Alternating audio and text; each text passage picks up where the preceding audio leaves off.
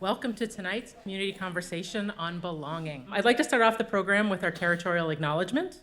Oakville Public Library is situated on Treaty Number 14 and Treaty Number 22 lands in the territory of the Mississauga of the Credit First, in the traditional territory of the Huron-Wendat and the Haudenosaunee. Oakville is currently home to many different First Nations, Inuit, and Métis people. Regardless of where we are from, we are all interconnected through the land we live on, the water we use, and the air that we breathe. We are committed to continuous learning journey and allyship. We seek to elevate Indigenous voices and lived experiences to cultivate reconciliation. OPL is an important community anchor, and through the library, you can experience greater awareness, access, and use of library services in ways that uniquely serve your individual needs. We are bringing those experiences together for you tonight through our Community Conversation series, a collection of partnered programs, events, and resources to engage you in thoughtful discussions on social issues and polarizing topics. Community Conversation Series supports OPL's mission to bring together people, information, and ideas to enrich lives, build healthy communities. November's Community Connect Conversation is centered on belonging. Please visit opl.ca for a list of scheduled events, programs, and reading lists connected to belonging. Tonight, I am very excited to welcome Danya Elsayed. Danya is a Sudanese-Canadian writer, book reviewer, and marketing professional based in Toronto. She loves libraries, biking in the city, and discovering new stories by Black authors. Danya has written for publications like CBC, The Globe and Mail, and Shameless Magazine. You can find her on Instagram at Danya Reads, where she talks about all things. So Danya, I'm going to hand the evening over to you.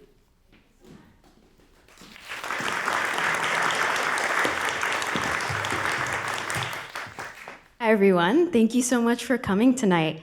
I'm really excited for this event. As you know, Elamin is here with us today. Elamin Abdelmahmoud is a culture writer for BuzzFeed News and host of CBC's pop culture show, Pop Chat. He was a founding co-host of the CBC Politics podcast Party Lines, and he's a contributor to the National's At Issue panel. His work has appeared in Rolling Stone, The Globe and Mail, and others. And when he gets a chance, he writes bad tweets. He's also the author of this incredible memoir I have with me right now called Son of Elsewhere. Please welcome Elamin to the stage.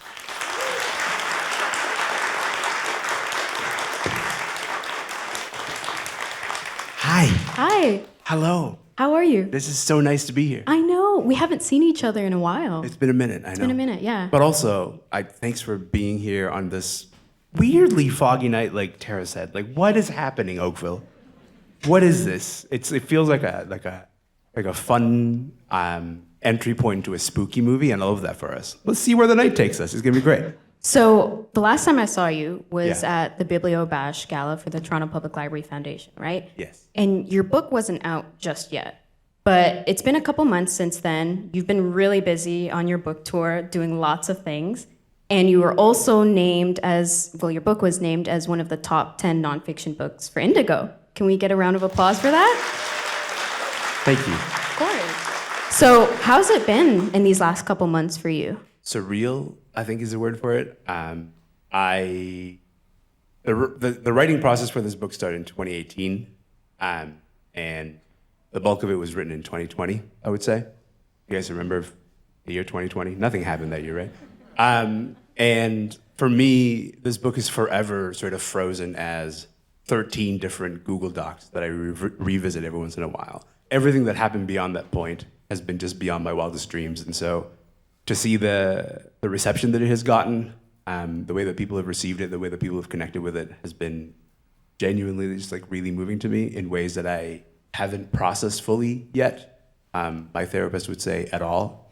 But there's something about sort of being here with you and being here with you guys that tethers me to that moment. So just a lot of gratitude. What's been the thing that's been most exciting for you throughout this whole process? I think the nature of the questions that have been that we've been getting, whether it's like every moderator kind of comes at it from a different point of view. Every city has like a different kind of vibe in terms of the conversation they want to have. It's been kind of interesting to me to see all the different prisms that the book is interpreted through. I should say that this is the one and the only conversation during the whole sort of book tour that I'm having with another Sudanese person. So Shout out! yes, yeah. And so it's just been fascinating to figure out like the different points of view that people come in the book for. So you're a writer, and Allegedly. You've written tons of essays before, but this is your first memoir, right? So how is the process different from writing for BuzzFeed or your other news outlets versus something that's so personal to you? I would say that the process, well, the literal process itself is not that different in the sense that my creative process is one that I would not recommend to anybody. I sort of have a kernel of an idea and I walk around for days and days and days, literally days, until I land on the first sentence. I don't know how to write if I don't have a first sentence. And lots of other writer friends have said, hey man, that's not the most efficient way to go about this. They're right about that. But I don't know how to start if I don't have a beginning. And so I guess like in the literal process, I'm sort of always searching for that beginning, that entry point into a piece, whether it's a piece for this book or a piece like for some of the work that I do for BuzzFeed News. One of the challenges of this book, though, has been writing a page that feels truthful and then giving it to my first reader, who's my wife, Emily, who's right there, and then kind of getting the responses like, yeah, this is not bad, but it's not really you. It doesn't feel like you. Thanks. That's hard. That's a hard sort of note to get. I'm like a naturally snarky person on the internet. I'm also a naturally earnest person in person. Those two are rarely in conversation with each other. And so forcing myself to be the person that I'd like to be on the page is hard, specifically for this book, because I can't rely on the same sort of tone and the devices that I use when writing for an internet audience. I've always wanted to be more intimate in this book, more earnest in this book, more present in this book. And sometimes, you write 1,500 words, and then you give it to a reader that you trust, and then the note that you get back is like, it's not really you. It's not really the you that you wanted to communicate to people. So that's a big difference. That sounds really special, though, having someone that sees you and understands you and knows when the words you're writing might not be yours or might need a little bit of push. It is. Thank you, Emily. Thank you for all the work that you did on this book, which is like all of it, every single word, and every single piece of feedback, no matter how hard it was for me to hear, Emily would sometimes go with my daughter, Amna, who's right there. Hi. And they would go to Hamilton for a few days, and they'd come back and just to give me some space to write. And then they'd come back and they'd say, well, Emily would say, did you get, any chance to get any writing done? Which is really asking is like, hey man, we've been gone for 2 days. You better have like many pages done. And I'd be like, I watched a lot of Walking Dead, to be honest with you. And those are interesting conversations to also have. Those are all parts of the writing process. At least that's what I try to. There was no Walking Dead in the book, though. No, which is a shame. I agree with you. So before we get into questions with the book, I was wondering if you could read a bit about it. I'd love to. When people ask me to read, I always want to read like the more praise for page. Just like, why would I read my own words? I can just read what other people said. Like, let me tell you what other people said about this book. They really liked it. But I will read, so this is the very beginning of the book. We begin here, and then it's sort of me trying to explain this concept of elsewhere, and then we go from there. I am a student of migration stories. I'm pulled towards accounts of lives rearranged by the journey from one place to another. If you tell me you are an immigrant or a child of immigrants, we are going to spend some time together because I will want to hear of the ways You've had to stretch yourself to find your footing. Your story might include yearning for a home you haven't seen in some time, if ever. It might also feature the hard work of adjusting to new expectations, but neither the yearning nor the adjusting are the point. Instead, I'm interested in the constant calculus of how much of yourself to allot to each homeland and how you navigate the anguish that comes with giving one of them less. This is Elsewhere. Elsewhere is the sharp contrast between the here and the there. Elsewhere is when you are compelled to note the differences in weather and temperament and attitude and air between a once home and a now home, just because you walked past burning incense that reminded you of another world. Elsewhere is not a vast land, but rather a sharp edge you inhabit. Its identity as volcano. Elsewhere is the hot, frothing outcome of two tectonic plates constantly crashing into each other. There's violence in this, two lands trying to outdo one another. But in the fissure, there's also order. Yes, there are earthquakes and tremors, but frequently there is brief truce, fragile compromise. When neither is raging for attention, you might find yourself teetering, but steady. Perhaps even recognizing the patterns of your sway. Perhaps you pitch a tent in the dislocation. Perhaps you begin to recognize, then eventually categorize what triggers feelings of insufficiency. Perhaps you take Hindi classes at night or have a tattoo of a word you can't say in a language you don't speak. Elsewhere is an orientation, an emotional frequency, a chaotic compass that waits until you take a step in one direction that immediately points in the direction behind you. Thanks for reading. Of course, pleasure. What I really loved about your memoir was just how honest you were and how tender you were in your writing about Elsewhere.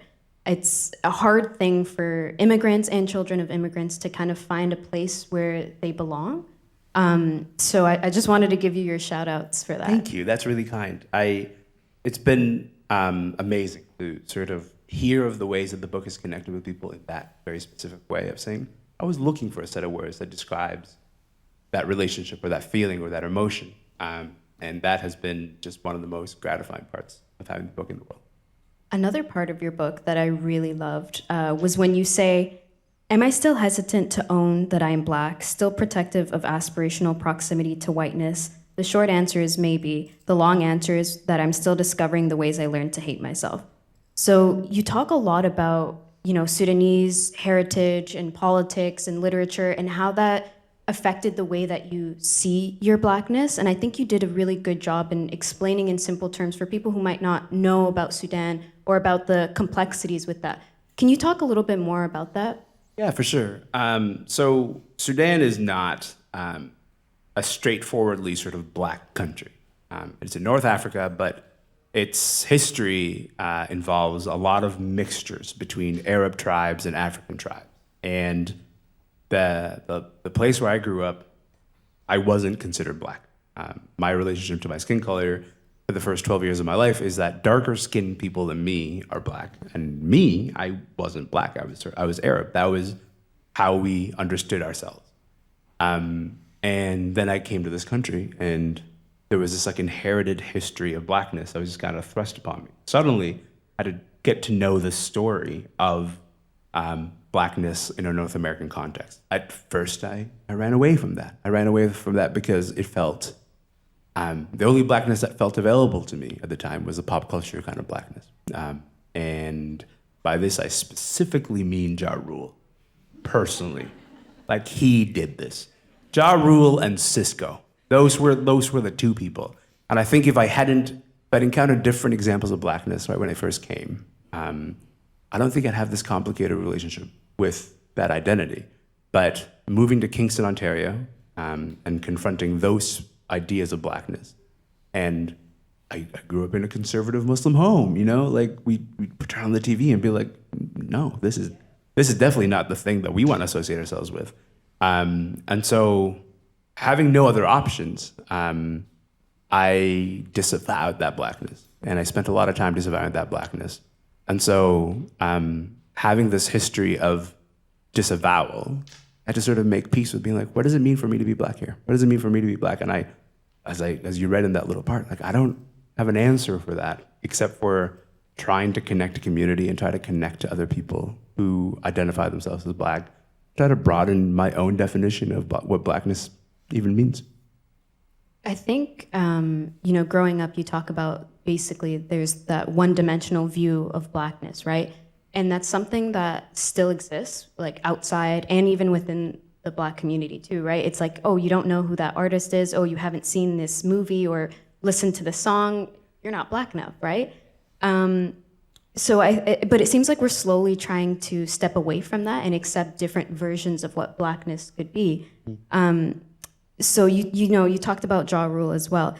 Do you think that unrealistic expectation for ourselves as Black people kind of gets in the way for us just, accepting what our Blackness is and finding our elsewhere as well? What I'm fighting is my first instinct, which is to be like, I'm in no position to answer this question because I don't know if I'm Black enough to answer that question, which is exactly the problem, right?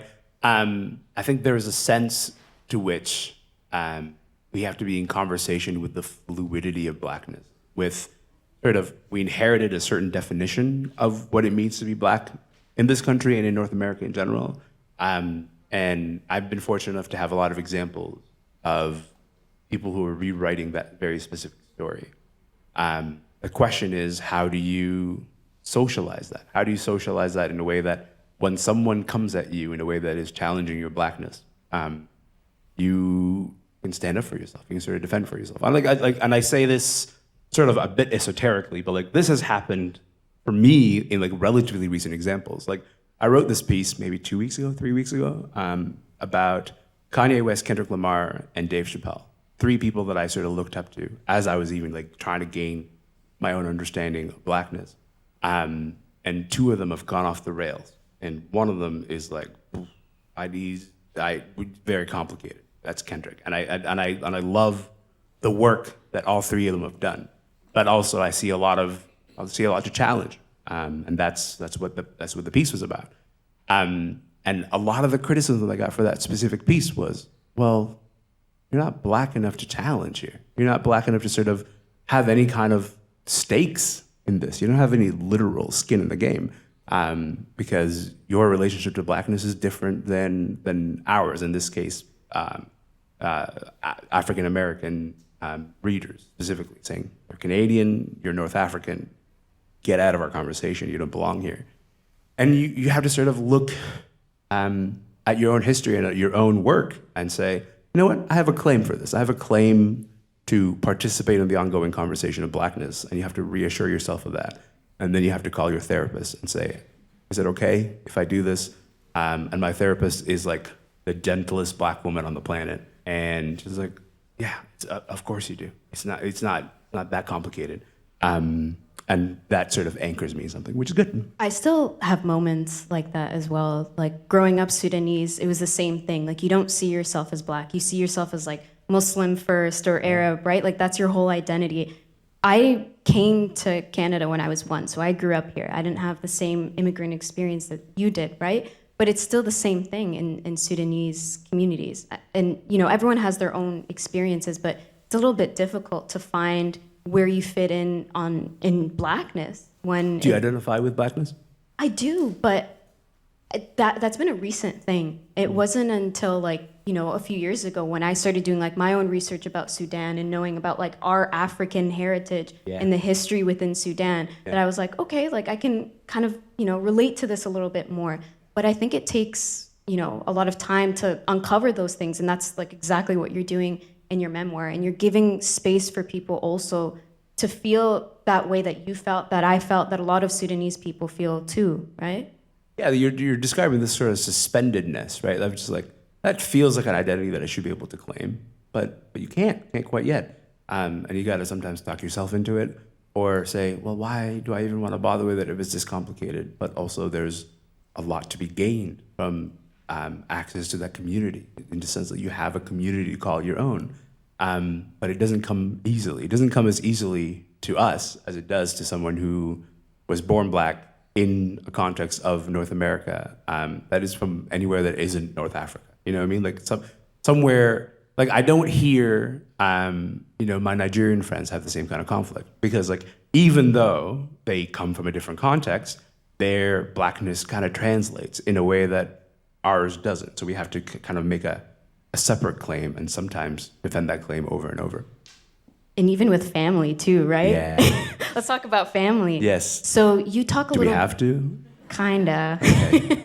You talk a bit about your relationship with your parents and sort of, growing up, the resentment that you felt when you're trying to be a teenager and trying to kind of find who you were, and even, talking about your mom coming to a rock concert with you. That, Yeah. I couldn't believe that. Like a Sudani mom coming to a rock concert, that's Yeah. unbelievable. Can you tell us that story? Well, sure. So my first concert was seeing Disturbed, they were a still are active, new metal band that still exists to this day. And new metal, for those of you who are unfamiliar with this, like truly maligned form of music that no one liked, right? Like it was like annoying, loud, a lot of people shouting. That's kind of stuff that we were into. New metal existed literally between like 1999 and 2003, and then no one heard from it again. But lucky for me, I was around when new metal was around. And so my favorite band were Disturbed. Their biggest song is Down with the Sickness. You probably know it. They were playing a concert in Toronto, and I was like, gosh, I sure would like to go. But I knew my parents well enough to know that they would never stand for this. Still asked anyway. And my mom came up with this, I guess in retrospect, genius condition of allowing me to go, which was, I gotta go with you. So it was me, my friend Paul, who's white and like 9 feet tall, and then his friend John, who's got like the longest beard on the planet, and then my mom. My mom was like, yeah, I'll go to this concert. I'll just stand on the side.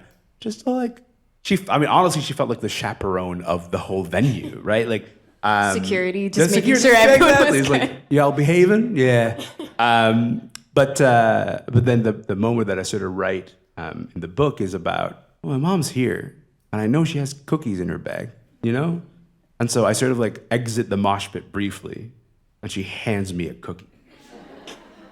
You guys don't do that with your moms at concerts? Yeah, that's the normal thing to do.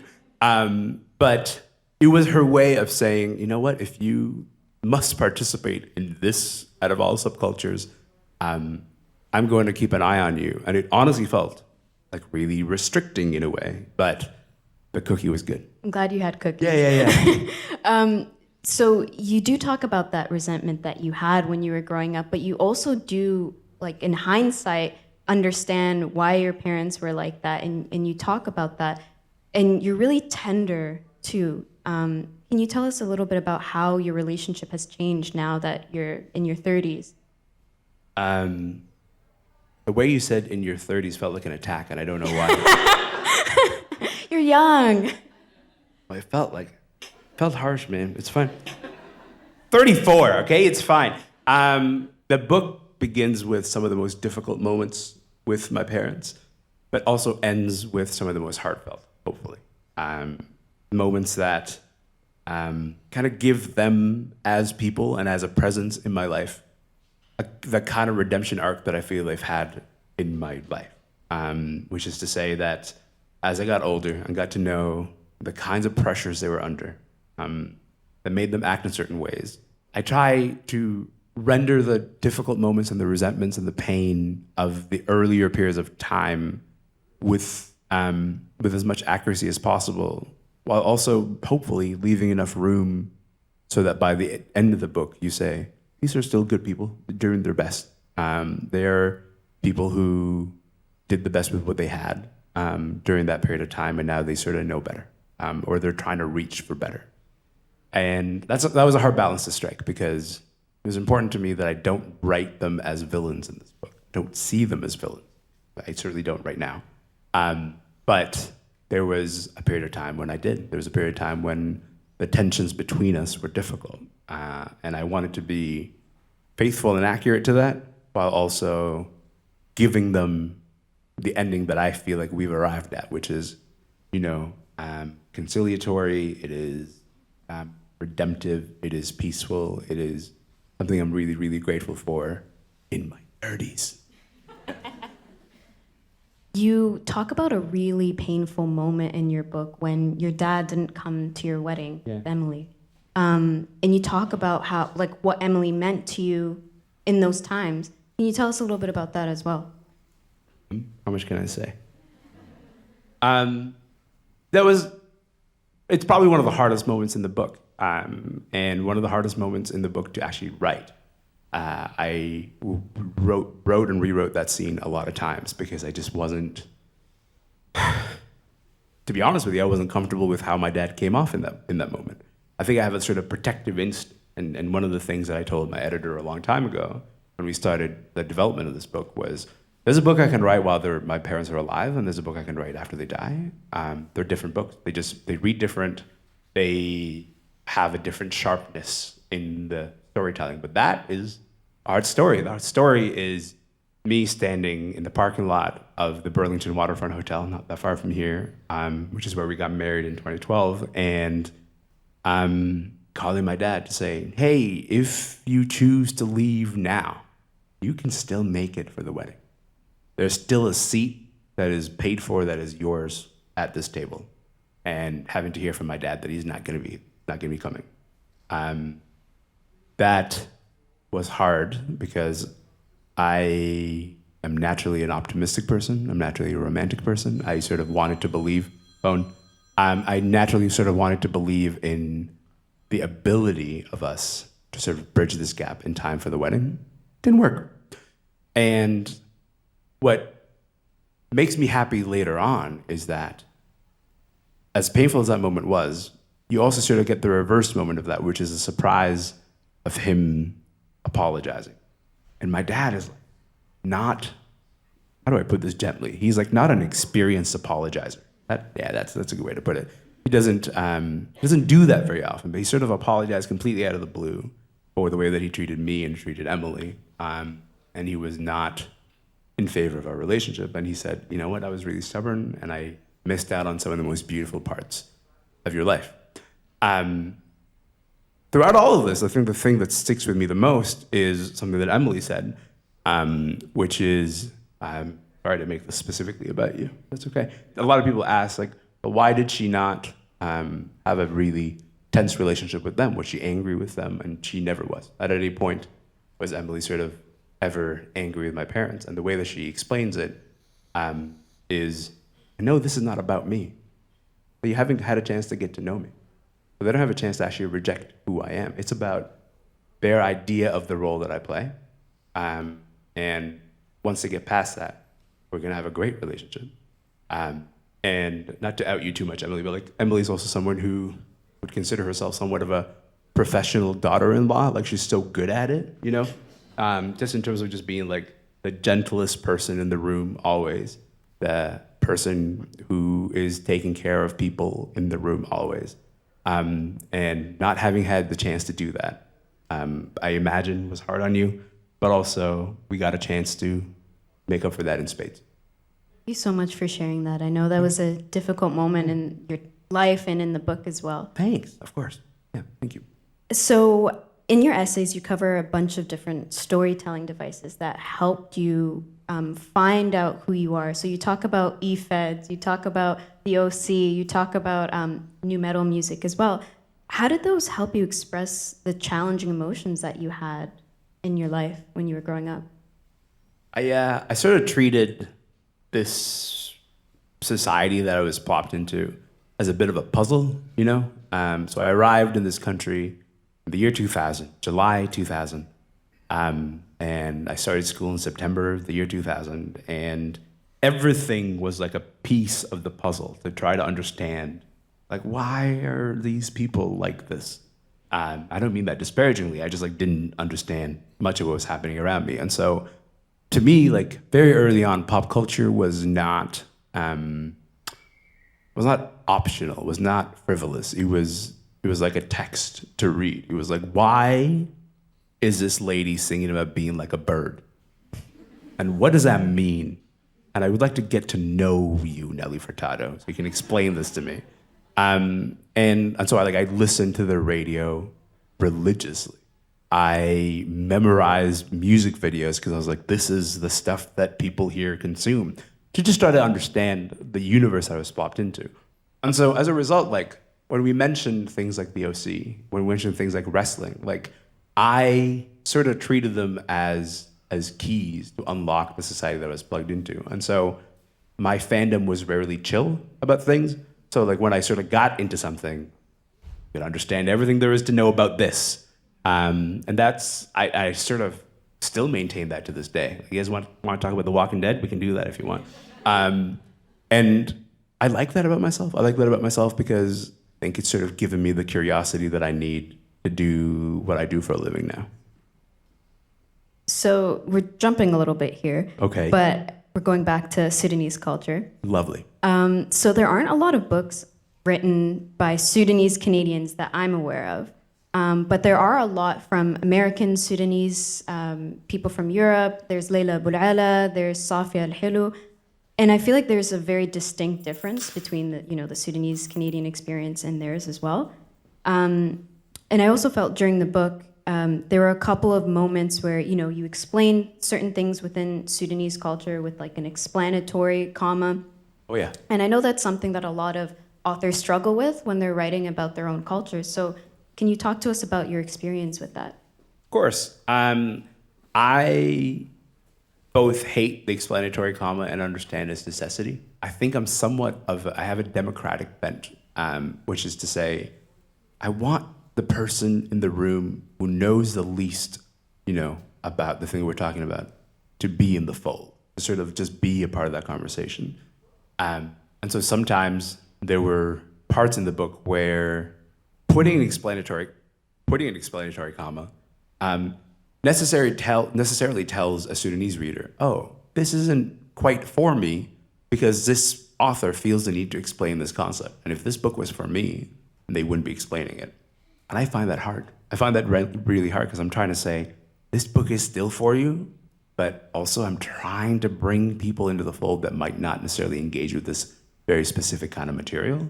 So that's hard. That was hard to sort of just kind of sit in the feeling of knowing that I'm catering this book in ways, certain aspects of this book, to some of the people that I interacted with in Kingston, Ontario, whose only interaction with Sudanese people was like literally this guy and nobody else. And knowing that there will be people who read it who are Sudanese people, or who are children of Sudanese people and already know these concepts. And for them, it will be a stumbling block to read a couple of sentences explanation, per page. Because they'll say, this tells me that this book was written for somebody else. But I kind of wanted to force that onto the page as well. It's definitely a difficult balancing act to do all of that, but I think you did a really good job explaining Sudanese culture. And there were so many moments where I found myself imagining myself back in Sudan and like how family is there.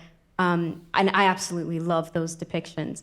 I'm curious, what are some things about Sudanese culture that you sort of want to pass on to your daughter, and maybe some things that you don't want to pass on? Well, my daughter's 5. I am now. Love you. I can see you getting a little restless. I'm sorry. Past your bedtime. Totally get it.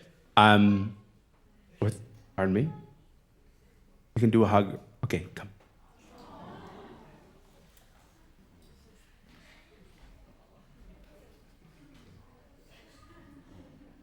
I know, right? Okay. Okay. Really loves you. Yes, I love her. So I regularly have this conversation with my mom about just how much of Sudanese culture I'm introducing her to. And I'm regularly feeling like I'm not doing enough. And I think like if my mom was here, she'd be like, you're not doing enough. What do you mean you don't feel like you're doing enough? Which is true. That's 100% true. But it's something that I think about constantly. Something I think about constantly because I don't have the luxury of having Sudan as like a distant memory. I also don't have the luxury of having Sudan as a sort of secondary experience that is told to me through other people. I like have firsthand experience of 1 million cousins and all their characteristics. And I'd like for all of them to know her. I'd like for all of them to be a part of her story. But the more that I think about that, the more that I realize of how much work that is. and then I don't end up doing any of it. Sorry, Mom, you're watching this later. I apologize. I'm looking directly at the camera. I'm like, sorry, Mom. I know that I'm not doing enough of this. But I think it's because it's overwhelming to me. It's like a part of Sudanese-ness. I kind of go like, where do you even start? And so my hope is like she'll just read this book in 10 years. You know, that's a plan. This book is the plan. I hope it works. No, it's actually a lot of things to teach someone. A big part of Sudanese culture is, religion, and you talk a lot about that. You have an essay where you talk about the adhan in Khartoum. You would hear that, and that would feel like a sense of home for you. Can you talk to us a little bit about that too? Yeah, of course. So I lived in a neighborhood where we were sort of close by to 4 different mosques, and you could hear their call to prayers 5 times a day, and they sometimes would start at the same time. Sometimes they'd very sort of in an organized fashion be like, you go first, no, you go first, no, you go first. And then they just, for the entirety of the call to prayer stretch, you'd hear, 4 different mosques saying, it's time for you to come here and calling you. And like, I could tell where I was in the neighborhood by, which mosque I could be hearing at the moment. There is something powerful about the fact that you don't have to go looking for it. You have to go looking for religion for it to be a part of the everyday fabric of your life. Every day as you walk around, that tether is just kind of there, right? It's just kind of part of your literal walking experience. I think religion becomes harder when you have to do the work because it's so much easier when everybody else is doing it for you. I'm going to visit my cousins on Friday. We're all going to go to the mosque together. I don't have to initiate that, somebody else will. And so it just kind of becomes a part of the connective tissue of your everyday. And so some of the stuff that I read about in the book is about how hard it is to find your own path to religion when you just kind of have this moment where it's like, it's just you doing this work. And, my local mosques help. My local mosque in Kingston, one mosque, helps, but it's also like quite a bit far out of the way. That's the only place that the Kingston Islamic Society could afford to buy a large enough plot of land that they could turn that into a mosque. And so I found myself just really missing the ease of how religion was just kind of in the air in Sudan. When you're back home, you're just amongst a lot of people who look like you, do the same things as you. So it's always easier doing those things. And it's definitely difficult when you come to Canada and it's now your choice of who you want to be, what you want to do, right? Yeah, like I could go pray or I could play a bit of Xbox. You know what I mean? I chose the Xbox. I don't. And I think it's like literally, like that's I think actually a pretty good example of I would have just had 4 different people physically pick me up and be like, we're going to go pray, and then you can come back and do this later. And then when you have a million outs and nobody holding you accountable to them, to like the thing that you would like to do, it becomes really hard to do it. You also say in your book that choosing elsewhere, that's what you've done, right? So you choose how you want to interact with those identities. Can you talk to us a bit about that as well? Of course, yeah. I think the concept of choosing elsewhere it's kind of about allowing yourself to live in a place that isn't particularly definitive, right? Is Sudan home or is Canada home? Well, I've lived in Canada now for 20 years. I lived in Sudan for 22 years in Canada, 12 years in Sudan. Do I have to pick which one is home? No, I think it's actually easier for me to sort of claim this in-betweenness and try to give it some kind of definition. In many ways, that is a project of the book, is try to say the in-betweenness is a little bit too undefined, but it has sort of an emotional weight, an emotional resonance, and try to put some parameters around this, trying to put some parameters around what it means to navigate it. And so hopefully that's what the book did. So on any given day, you might be struggling with your identity and the guilt of being Sudanese, Canadian, and trying to choose. All day, every day. Yes. Right? You can't stop it. It's something that is just kind of within you. So how does writing the book help you understand those identities? And did you learn anything new about maybe your family, about Kingston, about Sudan, like anything?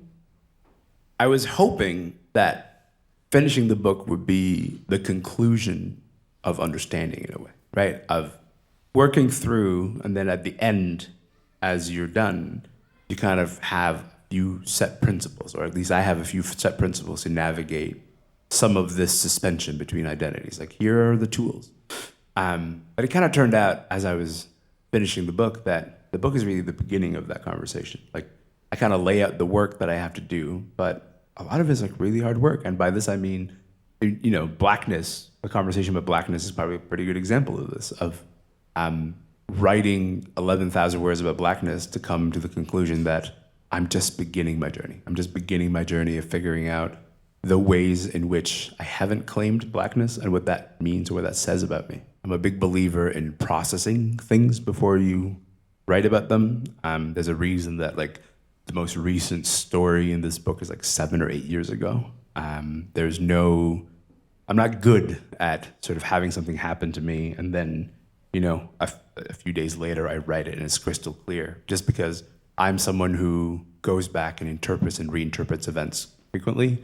And some of this book is about kind of trying to interpret some of those events from a few years ago.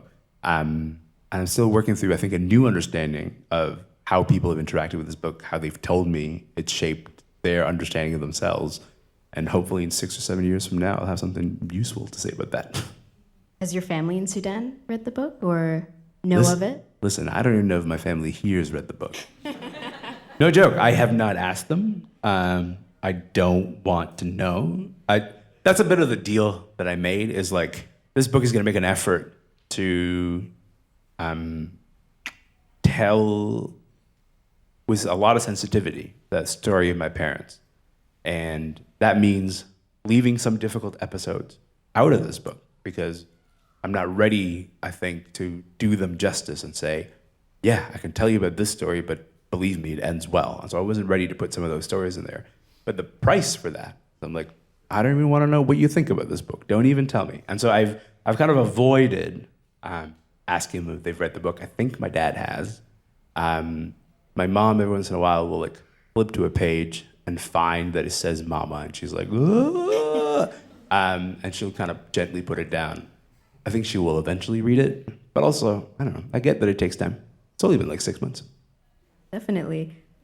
So I saw on your Instagram, you have 2 new book deals coming out next year, right? Or Bro, whoa, no. is it? Or no, 2024? 2024 and 2025. Okay, you got time. You got time. Yeah, that's You got time. That's next year's Elamin problem. That is not this guy. This guy doesn't even know what he's, yeah, it's great. Have you started writing or? Not at all. Okay. Not one word. I will say my editor gently reached out a couple weeks ago. He's the gentlest man on earth. His name is Jared Bland. I love him to death. And Jared has this amazing way of bringing up deadlines. He doesn't like go, hey, your deadline is this day, which is a normal thing to do. What Jared does is he says, hey, if you want the book to come out, you got to hand it in by this day.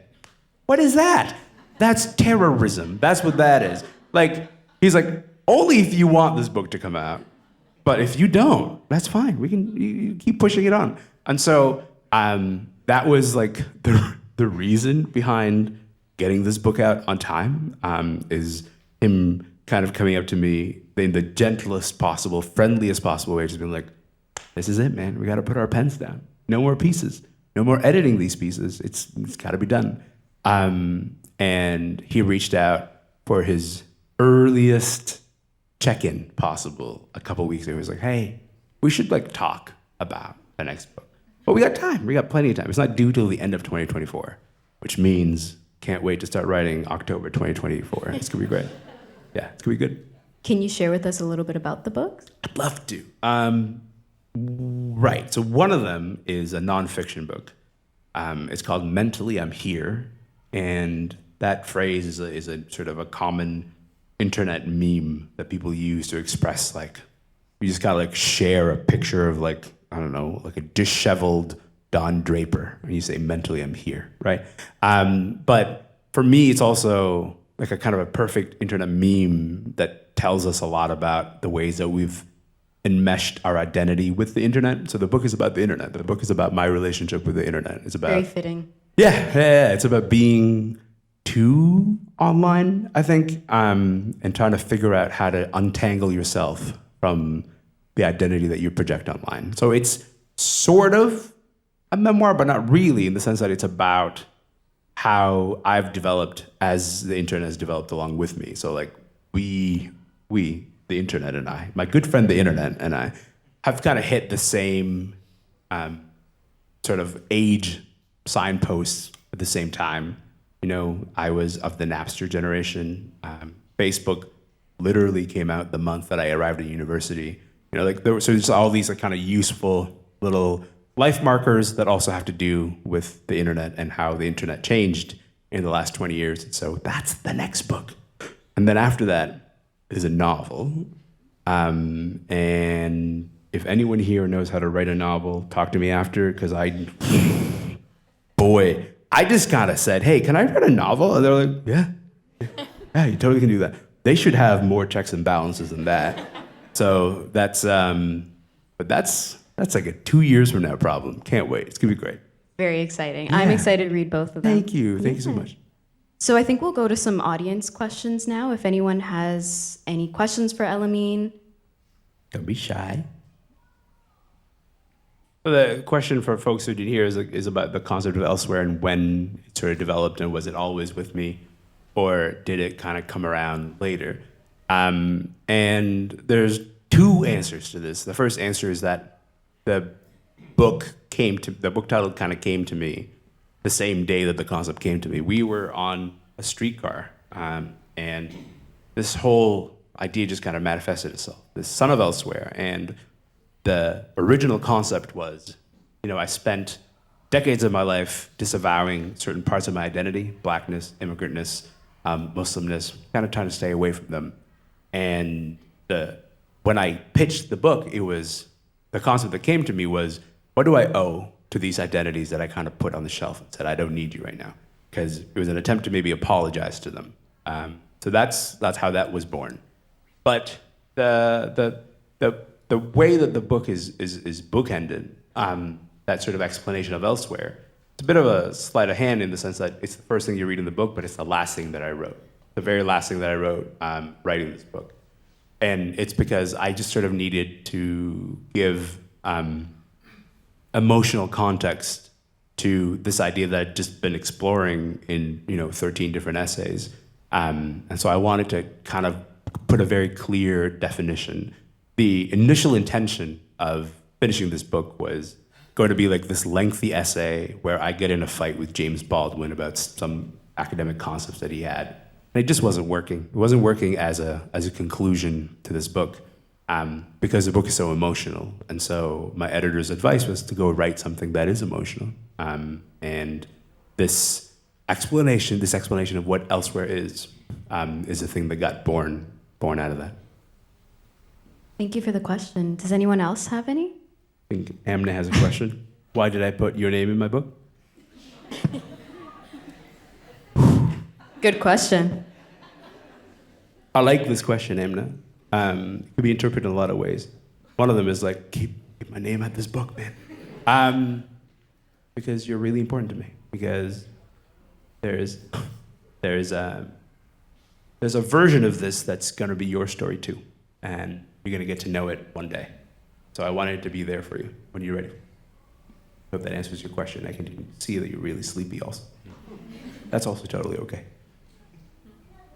I think there's another question in the back somewhere. Yes. I just have a question. You were saying that your home, you don't really have a defined home. Okay. And how, it's kind of like in between Sudan and Canada. Do you visit Sudan still? What are you, my dad? Last time I went was 2009. Okay. It's been a minute. Okay. So I just, to connect yourself with your identity, I don't know if you find it necessary to visit. Go back. Yeah.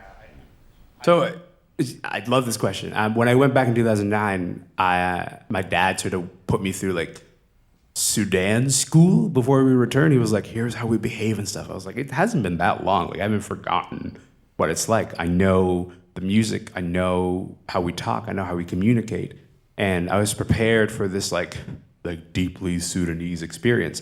And I land, and the first thing that I hear, and I literally mean, we were in the car on the way from the airport to our house in Sudan, and the car next to us in the roundabout is playing Lollipop by Lil Wayne, right? And I go, oh, we're not in Kansas anymore. I'd rather Dorothy's return to Kansas, and Kansas is a very different place. So like I've kind of returned to this place that has completely changed. My idea of Sudan is I'd frozen it in embers in the year 2000 when I left, and I was 12 then, and I was coming back to it, and it feels entirely different. I'm 21, trying to take in this place and the ways that it has changed, and there's a distance, there's like an emotional and cultural distance. My cousins sort of have physical and conversational shorthands for all the things that they've experienced together. So that we've all experienced, we all had the exact same story up until I was 12. And then for me, there was a rupture, but they kept doing the same thing they were doing. And so I felt like a stranger. I felt like a stranger returning to this place. I was like, y'all listen to Lil Wayne? What's going on here? Like, what's happening in the Sudan, and what happened to the Sudan that I left? The one that my dad just gave me a whole school about. He's like, hey, this is what we expect. This is what you should expect from Sudan. And like, we were both in for a surprise. What was their, sorry, I don't know if there's anyone with questions. What did you experience culture shock when you went from Canada back back to Canada? You mean when it came back after? Well, either or. No, there wasn't so much culture shock as just distance. Just, I really felt acutely aware of the distance. I was at the Vancouver Writers Festival a couple of weeks ago, and I was just chatting with another couple other writers, and one of the writers, his name is Gabriel Kraus. He's a British dude. He's very severe looking, but he's the sweetest man on earth. And his first novel was like long listed for the Booker. Incredible stuff. And as I'm introducing myself, it's like he's a white man. He's a white man, Polish British. And as I'm introducing myself, it's like, bro, are you Sudanese? I'm like, yeah, I am. How'd you know? And he tells the story of how he was in Sudan in December of last year. I'm like, this guy's been to Sudan more recently than I have? Like, I was being polite outwardly, but I had an internal meltdown, He was telling me the story about how when he was there for his friend's wedding, we went down to the protests that were happening. And like, for me, like, I really wanted to be a part of those protests. I knew that all my cousins were going. And so the idea that this random guy I just met had been at the protest that I'd been feeling this like existential dread about not being around for was, I still have not recovered from that, to be honest with you. And so the short answer is I'm kind of constantly in evaluation of the distance between me and Sudan. And that is a part of that elsewhere experience. It's not to say like today feels a little bit closer than yesterday. It's just like sometimes when I get in the car and I'm driving to work, I'm putting on a Sudanese playlist instead of Taylor Swift, which is what I'd normally be listening to. And like those are the days you just got to figure out, how to get by on those days. There's a question right over there. Hi, Sarah. Thanks for this wonderful book that you've given to us. If there was another Canadian Sudanese author that had written this and you were handed it as a 12-year-old boy to read, what do you think you could take away from it personally, and what do you hope others can take away from it? A really good question. Bro, I think a lot of my story is about finding your people. I would hope that they would read this book and see that element of it. There's an Elton John lyric that I return to a lot, which is in Mona Lisa's and Mad Hatter's banger song. The lyric is, and I thank the Lord for the people that I have found. It's that simple. A lot of this book can be read as, here's some stuff I went through, but I think there's also an alternate reading of this book of, here are the people that I found along the way that helped me navigate some of these things. So I would say, I would hope that I would read this book and go, I gotta go find my people. I gotta find my people who are gonna help me navigate some of these really hard questions so that later I can quote Elton John on a stage somewhere. Do we have any more questions? Yeah, go ahead. What do you think of the rise of identity politics as a polarizing tool, talking about guys like Viktor Orban, Donald Trump, Marine Le Pen, to name a few? It's a simple question. Thank you for that. Look, I'm a philosophy and gender studies graduate. I graduated from Queen's University. My degree was a gender studies degree. When I was in school, the concepts we were learning about, it's really striking to find some of those concepts now in common parlance. I think that's interesting, right? It's interesting to me that we talk about privilege in this way. When I was growing up, when I was going through university, it was like purely an academic concept that sort of helps to explain how institutions might privilege certain people over other people, how certain people might navigate those systems easily. It is not a surprise to me that as that language becomes more available to people, that they might want to use it certain ways. I think there are really useful uses of identity politics. I think there are really useful uses of connecting to other people based on the ways that you don't have to translate yourself for another person. And I think there's even political power to be found in that. But we are also in a weird moment where you find people pushing back against identity politics by feeling that it is taken over the political discourse. This is a critique that you often get from the right, but it's also a critique that you get from the left, I know a lot of leftist activists who are frustrated at the ways that identity politics has become the primary method of communicating leftist politics over, say, class politics, which are, I think, much more clearly articulated. There are just literally numbers that you can use to back this up.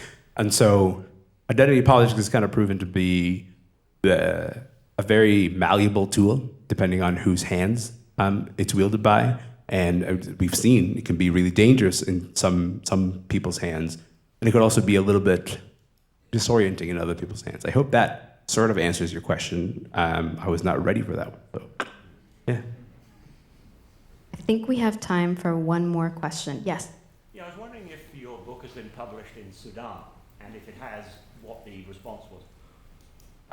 It has not. It has not been published in Sudan, and I'm not sure that I've specifically sought that out. I'm learning a little bit more about the process of translating books. You kind of have to go out yourself and find a translator and say, will you translate this book? And then you try to go out to different publishers in that world and say, if this translator doesn't work, would you be willing to publish this book? And then you try to make a sale that way.